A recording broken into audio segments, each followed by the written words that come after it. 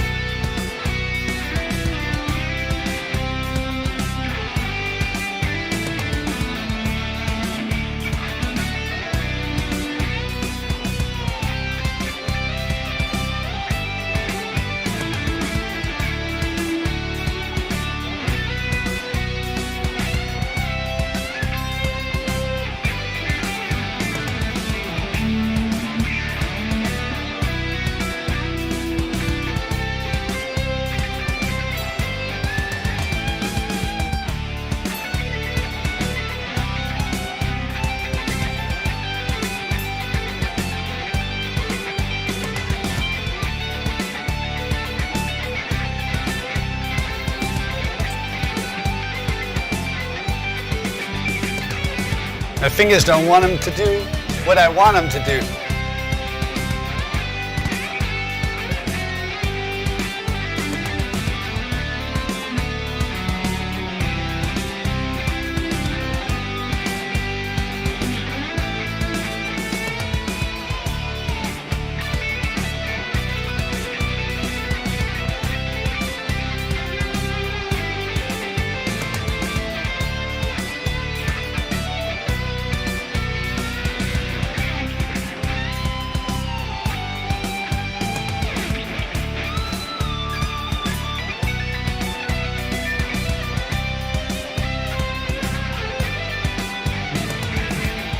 That's way up there.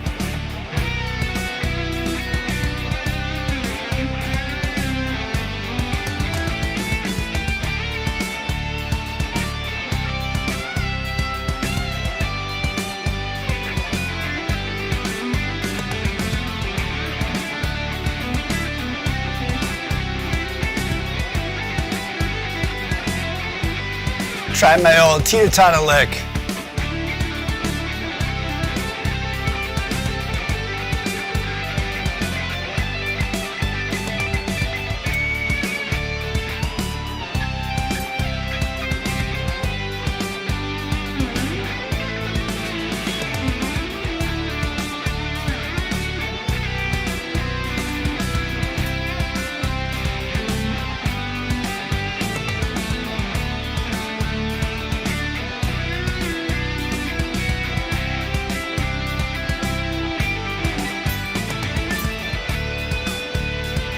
All right, something like that. So it's the perfect tempo for the string skipping lick.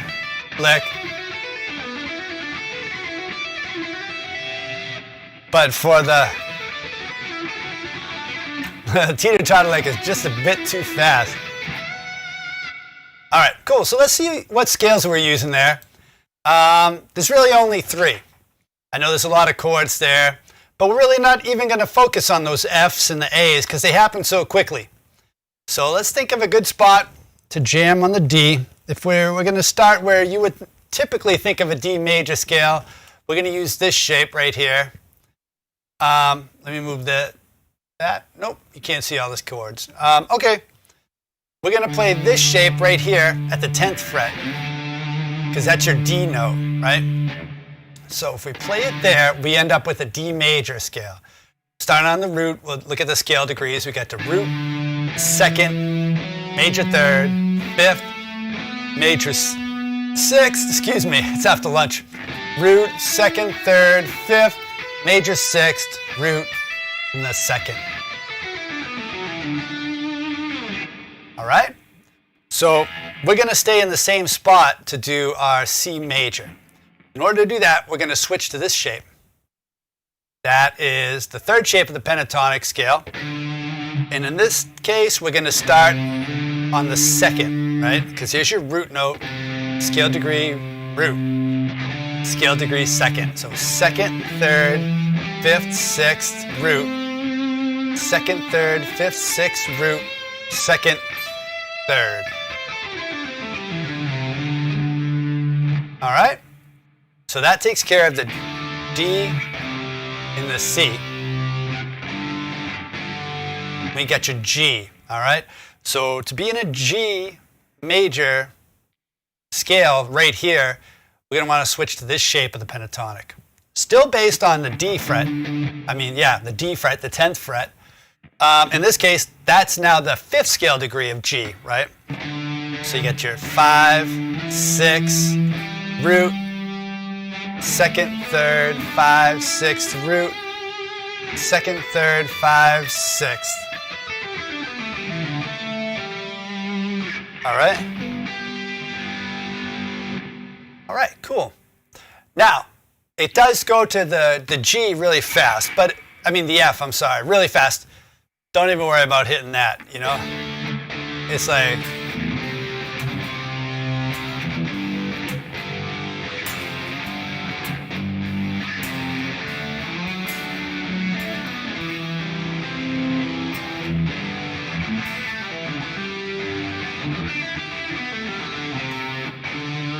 All right? It's just too fast to jam. You'd be like, unless you're really awesome, much better than I am, because I can't nail that. So if you want to, maybe just take that G that we're using here and try to move it down 2 frets and come back up. I'll try it once or twice. If I fly out of my chair, don't worry about it. I'll be all right. Okay, and then there's one more here, A minor, right? We're just going to use the same one that we used for C, right?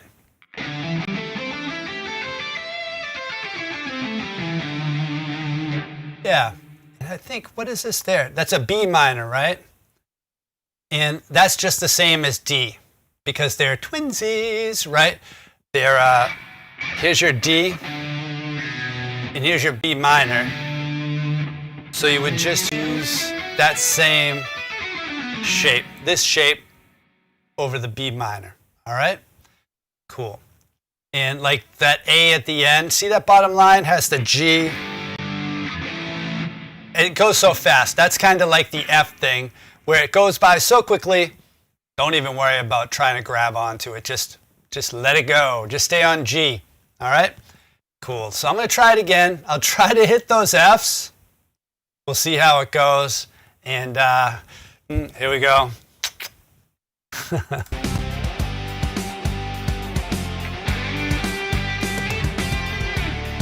I missed it.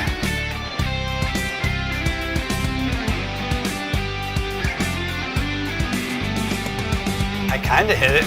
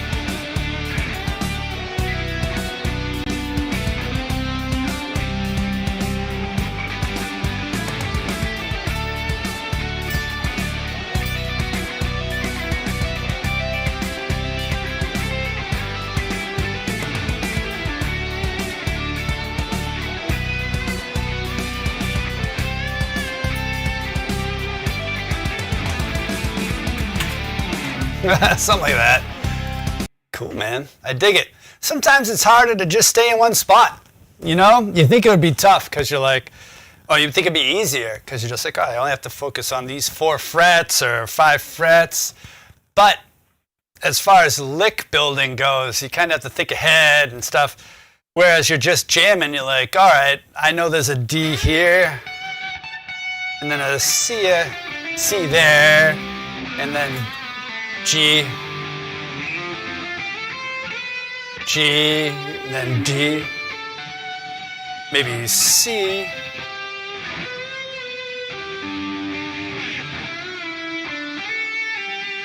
you know, it's a little bit easier when you can jump around somehow. I don't know why that's easier, but it just is. Cool, so that's one spot you can play. But yeah, that being said, the only reason I can jump around is because I spent a lot of time doing this just in one spot, doing it down here in one spot, up there in one spot, till I was like, oh, okay, anytime I have a C, I can play that, I can play that, I can play that, I can play that. You know, like it just sinks in after a while, and then you can jump around. So this is a good practice. All right, so let me show you another spot to play this. That was at the 10th fret. Another good place to play D. let's do it there. That's built off of your real D chord. And it's going to be this shape here, the fourth shape. So you can see on the top of that, there's your D chord. So whenever you can use that, that movable shape, like here it is for G, here it is for C, A, F, all right, if I can play that F, you can play that pentatonic, all right? So let's look at it there. It's on the 2nd fret.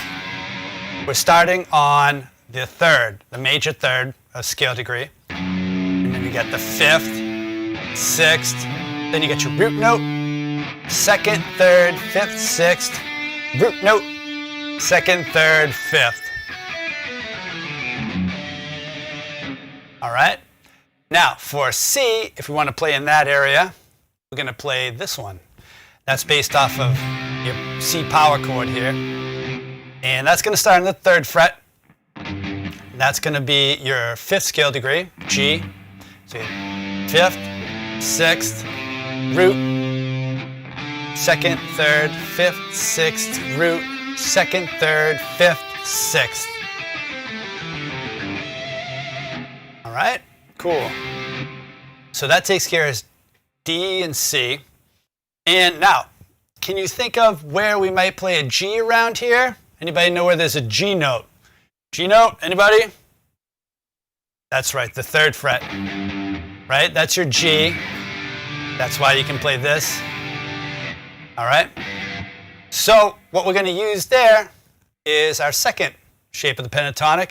This is what I typically think of as like the major pentatonic, or I used to. Now I think of them all as major and minor, but this is the first one that I was like, oh, okay, that's the major pentatonic, because its root is right there. So you get your root note, 2nd, 3rd, 5th, 6th, root note, 2nd, 3rd, 5th, 6th, root note, 2nd.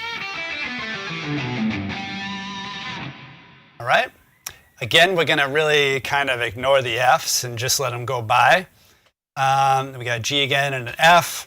The next line's all the same. D, C, G, F, G. Keep going. D, C, G, A, minor. We're just going to play the same thing we played for C, which is this one, right? So this will be an A minor.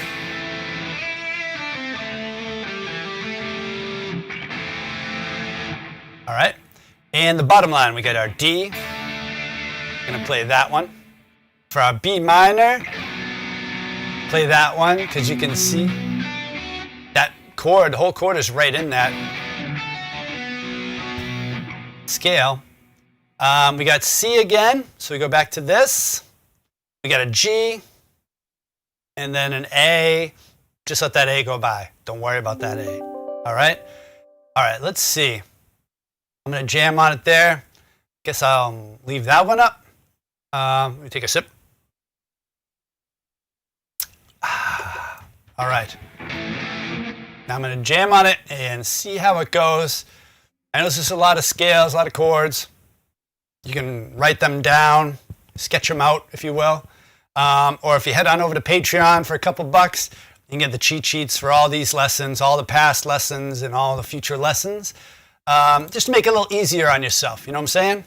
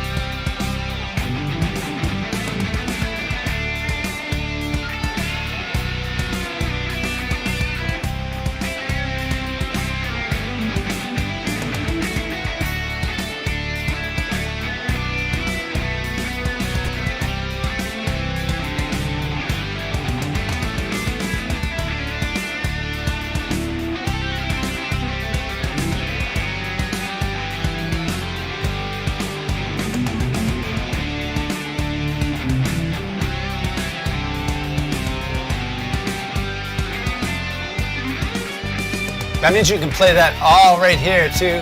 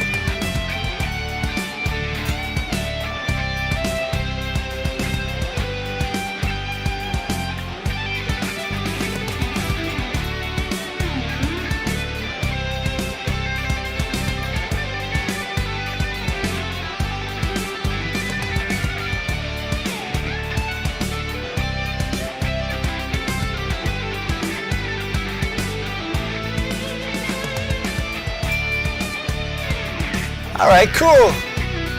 I'm gonna move around a little bit.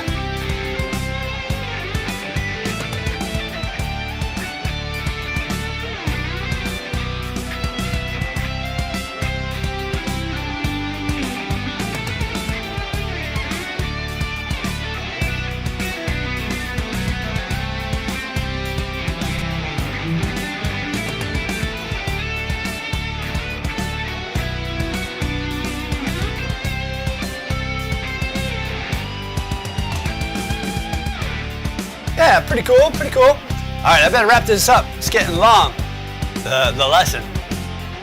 All right, I will see you guys tomorrow with another great track. I hope you get to jam on this, pick up your guitar and try it out. As always, I'll be back tomorrow with another great lesson. Send me comments if this works for you, if you have lessons that you want me to do, backing tracks you want me to feature, or if you have lesson ideas too. I'm getting to about 100 of these lessons. It's almost at number 100, which I can't believe it. I've been doing it since October, and I'm trying to think of ideas for other things I can do for you guys. I have ideas, a couple ideas in mind that have been suggested to me. But if you have ideas of things you'd like to see this guy explain in the simplest way possible, then please drop them in the chat. Let me know. I'd love to hear from you. So, all right. Until tomorrow, have a great day, and I will see you then. Take care. Bye-bye.